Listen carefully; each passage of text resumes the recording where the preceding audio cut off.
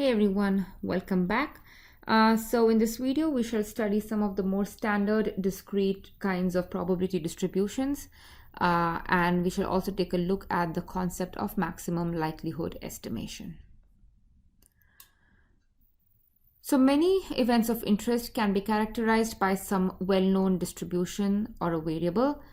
So for example, a number of phone calls received by a call center every hour has a Poisson distribution. So we shall study the Poisson distribution later, but the point is many times events of interest can be cast into some predefined well-known framework, right, of the standard discrete distributions.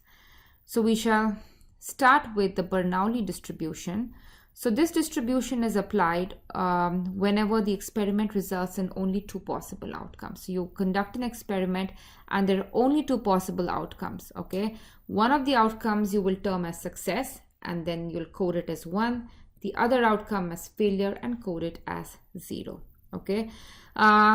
So in this case, right, x is a Bernoulli random variable and it can take only two possible values of 1 or 0, okay? So for example, you sow a seed and so either it germinates or it doesn't. So only two possible outcomes.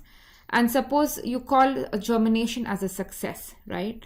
So if you sow a seed and if it germinates, then x will take value 1. If not, x will take value 0. Okay, and x indicates whether it has germinated or not. You have items in a consignment. They can either be defective or non-defective. So maybe you want to, a success is finding a defective item. So you pick up an item and you see that it's defective, then x will take value 1. If it is non-defective, x will take value 0. So what you term as success or failure depends on the question, okay? And then here are a couple of more examples.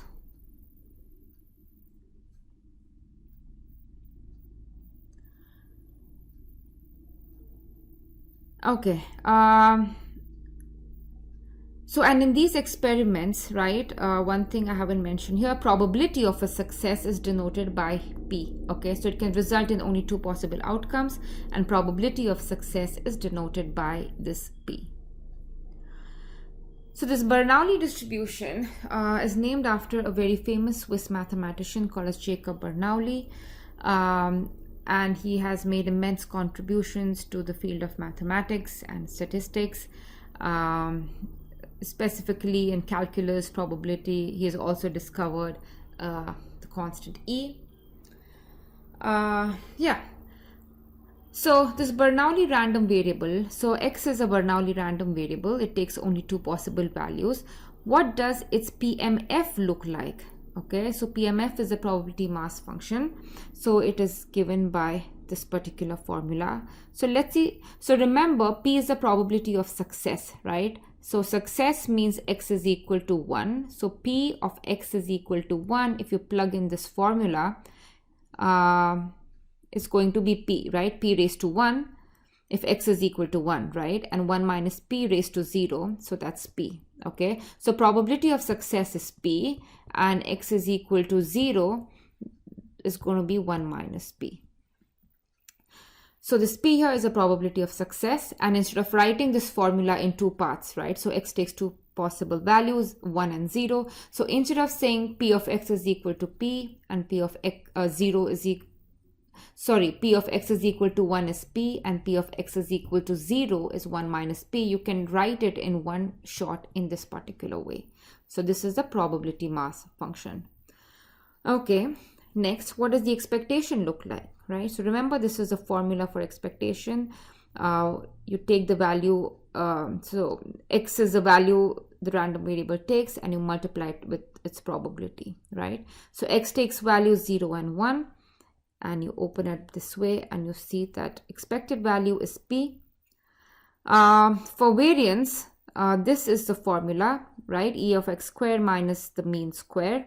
And E of x squared, again, we already know how to compute expectations. So x squared times probability of x, and it turns out to be P. So variance of x is basically p times 1 minus p. Okay, so now you should know all of the formulae on the slide. However, there's no need to memorize it. This PMF is easy, right? All you need to do is remember that P is the probability of success, and success is coded as 1. So x is equal to 1 is success, x is equal to 0 is failure. And from there, you can easily calculate the expectation and the variance, okay? So you don't really need to memorize anything.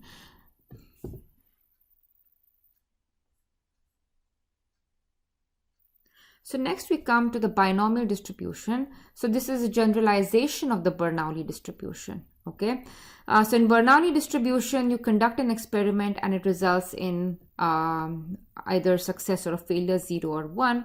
Now binomial distribution is basically when you repeat the experiment many times. So the experiment consists of n repeated trials.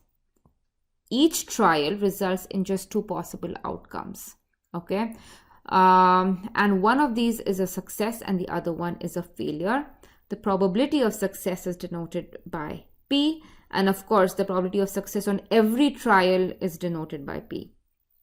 The trials are independent. That is, the outcome of one trial doesn't affect the outcome of the other. This is basically just a generalization of the Bernoulli distribution, right? So you repeat the Bernoulli experiment many times, and specifically n number of times, you get the binomial distribution. And the binomial random variable is the number of successes, okay, in the n trials. So in the binomial distribution, we're counting the number of successes. So you have an experiment. Each time you conduct the experiment, it results in a success or a failure. Okay, you repeat it n times. Outcome on each trial is independent. Probability of success is P for every trial, right? And finally, the binomial random variable is the number of successes. So we conduct this experiment and we are counting the number of successes.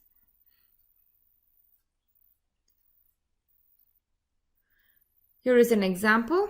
You flip a coin 2 times and count the number of times the coin lands on heads, okay?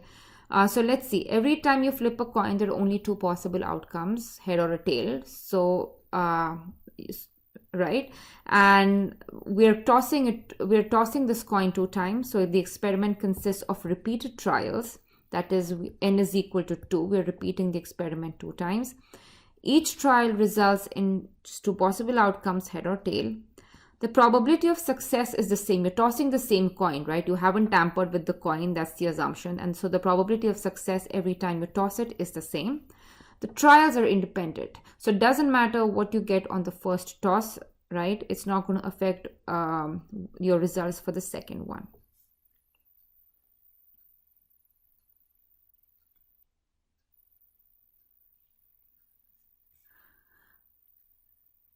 So here I've just collected together some of the important things about the binomial distribution. So x is a binomial random variable. So it is the number of successes that result from the binomial experiment. N is the number of times you repeat the experiment or the number of trials. P is the probability of success. So obviously Q, that's 1 minus P, is the probability of failure on an individual trial. And this notation x tilde b and p means this random variable x follows a binomial distribution. N is the number of trials and p is the probability of success on each trial. And its PMF is given as this, okay? So where does this formula come from? So probability that x is equal to x has this formula, and x takes values 0 to n. So remember, x is the number of successes and we're repeating the experiment n times. So it's possible we observe no success. So x can take value 0 or 1 success and maximum up to n successes. So x takes values from 0 to n. All right. So let's just take, I'll give you a brief intuition of where this formula comes from. Now suppose n is equal to 4. Right, that is, we have repeated the experiment 4 times and we are looking at 3 successes. Okay, so 1, 2, 3, 4. I've repeated the experiment 4 times, and let's see what is the probability of getting 3 success. Now it's possible I have a success, success, success, and a failure.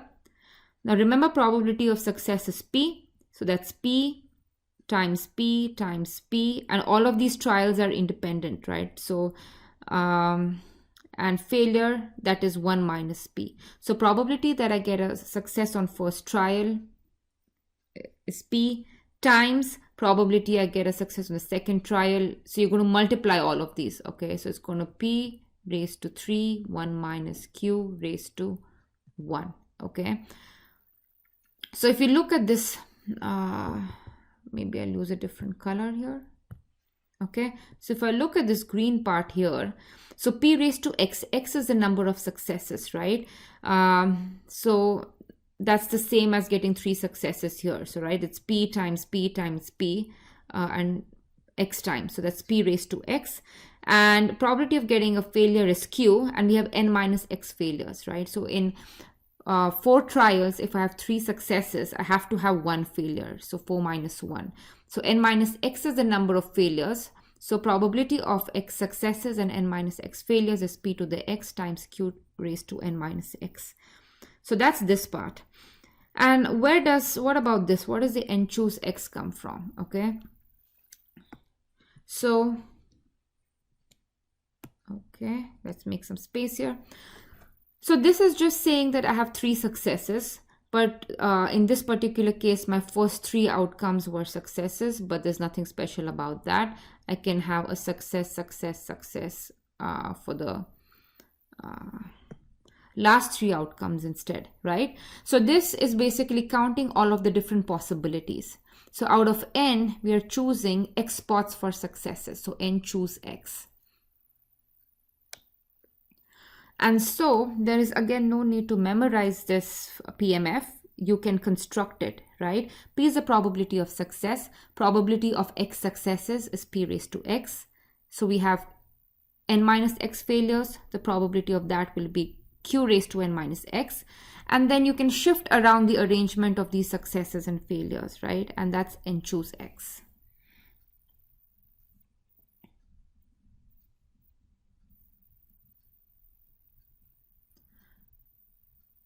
So here we want to, so this is the formula. So this is the formula for the PMF. And now, is it a valid PMF, right? So we know that all of these numbers, so P is a probability, it's number between 0 and 1. Therefore, Q is also between 0 and 1. So we know that like none of these are going to take negative values, right? All of these numbers are greater than or equal to 0. How do we check that this is a valid PMF? Right? So basically we want to verify this, that probability X is equal to 1 plus X is equal to 2 plus, right, sum of all of the probabilities is equal to 1. So remember, this was the condition for a valid PMF. So how do we check this? So in other words, we want to verify that N choose X, P raised to X, Q raised to N minus X over, and sum over X goes from 0 to N. So we want to verify, or we want to show that this entire summation is equal to 1. So we can use the binomial expansion theorem, okay? And this is the statement of the binomial expansion theorem. What does it say? That Q plus P raised to N can be expanded in this way. And you can rewrite this expansion as this, okay? So now, you should remember this binomial expansion, by the way. So Q plus P raised to N has this particular form.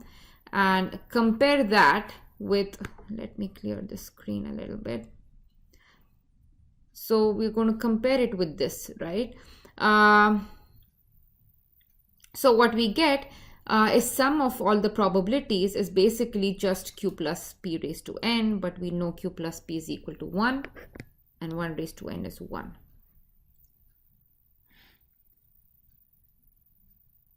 right? So in general, q plus p, so you take any numbers or a plus b raised to n, you can open them up this way. And now if you take sum over all of these probabilities, you see that this is nothing but p plus q raised to n. But we know that q plus p is equal to 1, right? And therefore, we know that this is a valid PMF.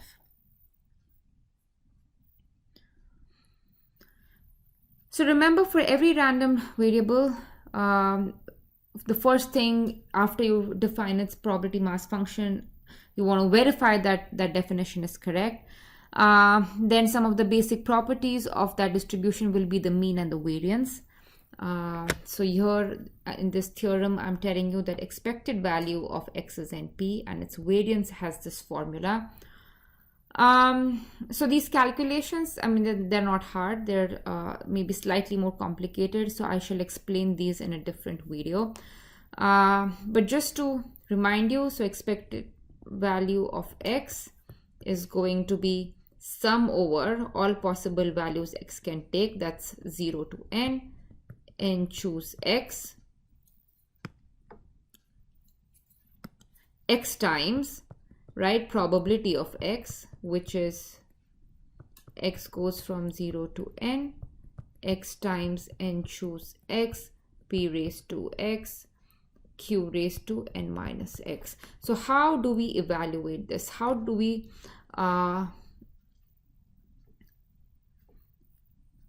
so how do we evaluate this expression? Okay, so similarly, variance will involve slightly more complex expression.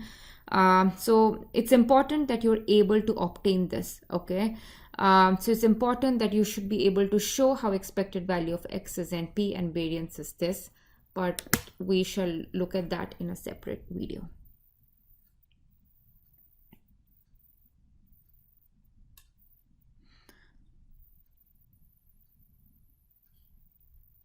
Okay, so if x, so remember this notation, x tilde b and p, that's x follows binomial distribution, n is the number of trials, p is the probability of success. So n minus x, so n minus x is just the number of, right? So n minus x also follows binomial distribution with number of trials n, and success is now q, okay? So whatever is a success here, it's kind of a failure here, right? So n minus x follows a binomial distribution, again n trials, and now we're changing the labels of success and failure, so the probability of success is now q here.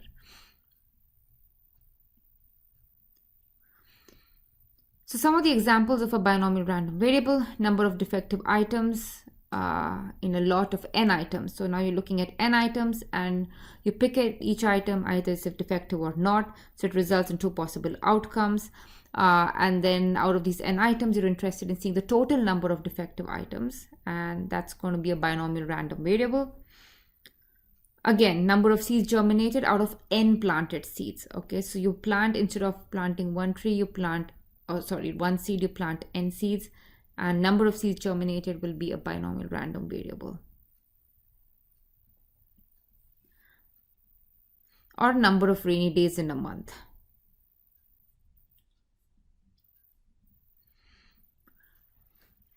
Okay, so in a quality control department of a rubber tube manufacturing factory, you have 10 rubber tubes that are randomly selected from each day's production for inspection.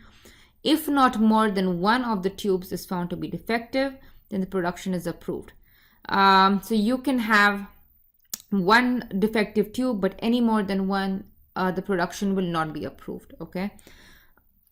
So if the probability of rejection of a day's production lot, if the find the probability of rejection of a day's production lot if the true proportion of defectives in the lot is 0.3. So let's see. So here we're interested in finding the probability of rejection, and you reject a lot if you find more than one defective items, right? So the variable you're interested is in number of defective items. Okay, number of defective items. So you can see why this is a binomial distribution setup. X is the number of defective items. We're looking at 10 tubes, right? So here 10 tubes are randomly selected, so each experiment is like picking a tube, and we are picking 10 of them, so we're repeating the experiment 10 times. So X is a binomial random variable with n is 10, and probability of here, if the true proportion of defectives is 0.3. So you pick an item and probability that it is defective is 0.3. So that's here. So X is binomial, n is 10, and P is 0.3.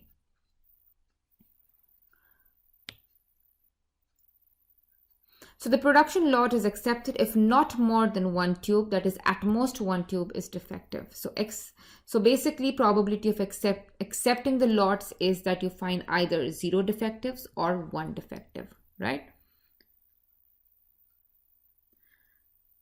So X is, so you plug in the formula of the PMF, right? So remember this was n choose X, P raised to X, Q raised to n minus X. So X is equal to 0.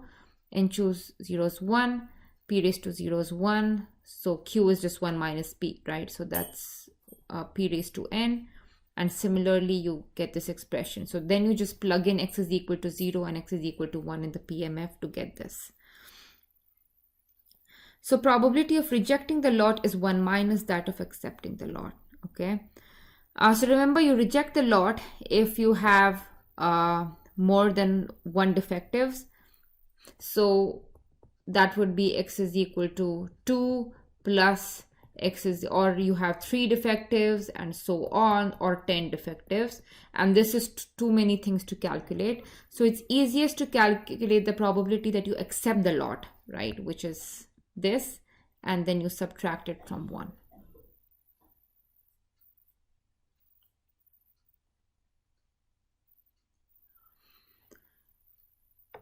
So next we look at some of the things we need to look at the maximum likelihood estimation.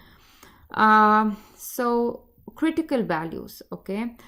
So critical points A are turning points of a graph or a function, say f, okay? So you have any function f and its turning point is called as a critical point. So you see, so this point here is a critical point. This point here, down here, it's a turning point, it's a critical point. Even something like this, right? This is a turning point, that's a critical point as well, okay?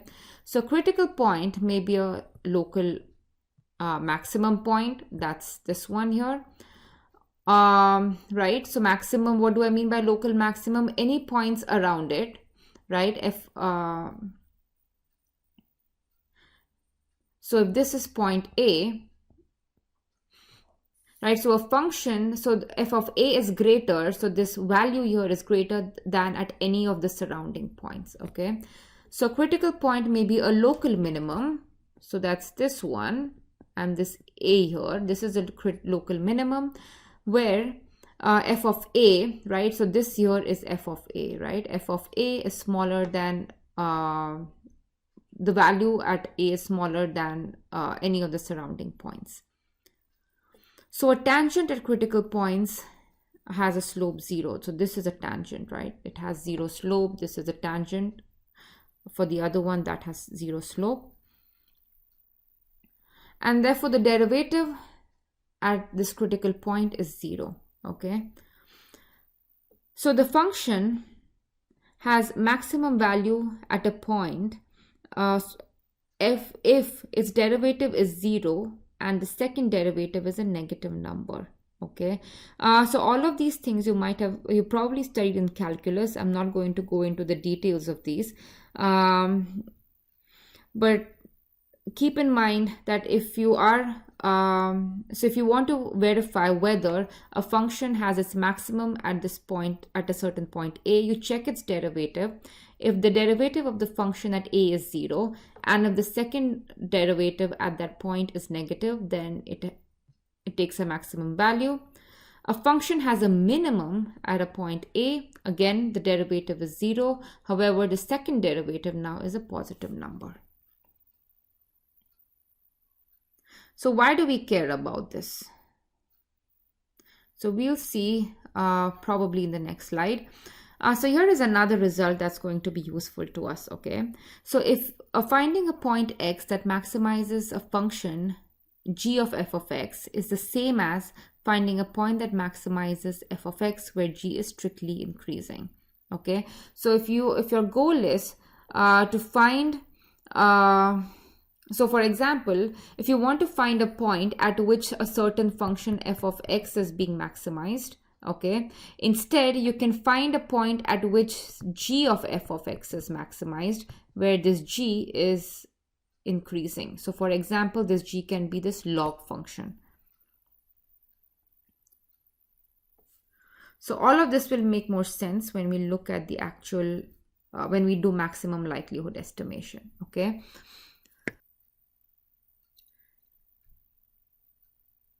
Okay, so let's take a look at this problem. So in this problem, we survey 20 individuals working for a large company and ask each of them whether they favor implementation of a certain policy regarding retirement funding. And in the sample, 6 favored the new policy.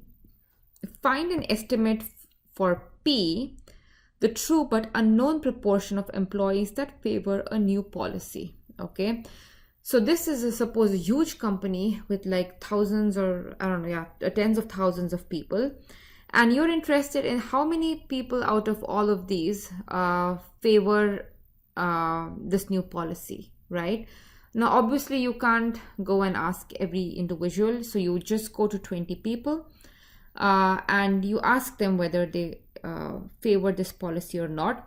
So you can see, so an experiment is asking an individual whether they favor a policy. It can result in 2 possible outcomes, yes or no. So you can see that X, right, which is the number of people that favor this policy, is a binomial random variable, right? So we asked 20 people, so n is equal to 20. But what is this true proportion, right? How are we going to calculate that? So we have a data set, right? We have gone and you've asked people, and we know that 6 people favored it. So using this, can we draw some kind of an estimate of the true proportion of people? Okay. So that is the goal. So in the whole idea of maximum likelihood estimation is that you collected some data. In this case, our data is that 6 people have said that they favored the policy out of 20. And from there, we are going to try, and we know that this variable is a binomial random variable, and associated with this binomial random variable is this probability of success, right? So associated with this variable is a certain distribution, and the distribution has parameters. In this case, the parameter is called P, which is the probability of success, that we don't know anything about. So how do you use data, observed data, to find information about these unknown parameters? Okay, so maximum likelihood estimation is a concept where you use data set to obtain estimates about these parameters of these underlying distributions. In this case, this is a binomial distribution, and we want to find P, which is a parameter. So Y is the number of people who favor the policy among 20. So Y follows binomial distribution, N is 20, and P is what we need to find out, okay? The probability of observing 6 out of 20, right, that Y is equal to 6, remember this is the PMF, has this formula, okay? So a reasonable strategy is to find, so we want to find P that will maximize this probability of observing this data, right? So reasonable strategy to find P would be the one that uses this observed data, right? So we are going to try and find P that will maximize this probability. So that's the maximum likelihood principle. You find P that maximizes the probability or the likelihood of the observed data. That is in this case, which maximizes the probability that Y is equal to 6, because this is what we have observed. So how do you find that? So So remember the critical values that we just discussed, right? So this is the function, right? We want to find a point that maximizes this. This is like the f, right? So this is the function that we want to maximize. So how do we find a point where this function is maximized? Okay, great. You take a derivative with respect to p, you equate to 0, solve for p, right? Again, this is probably, you've already studied this in calculus. So this is the function, right? This is what we want to maximize. So we are going to differentiate this with respect to p and solve for 0. You can imagine here, right? Taking derivatives with respect to p is not going to look very neat here, right? Because if you use chain rules, this expression will look pretty ugly. So you can simplify this. So remember the result that we studied. So the p that maximizes this particular probability also maximizes log of this. So instead of finding p that maximizes this, we will find p that maximizes log of this probability. And when you take log, these two terms will separate, and this will make your calculations much easier. So a lot of times in maximum likelihood estimations, instead of maximizing, you take log and then you maximize with respect to the logs, basically. So log of this, you differentiate with respect to p. So this is fairly simple calculus. You equate to 0 and you solve for p, you get this.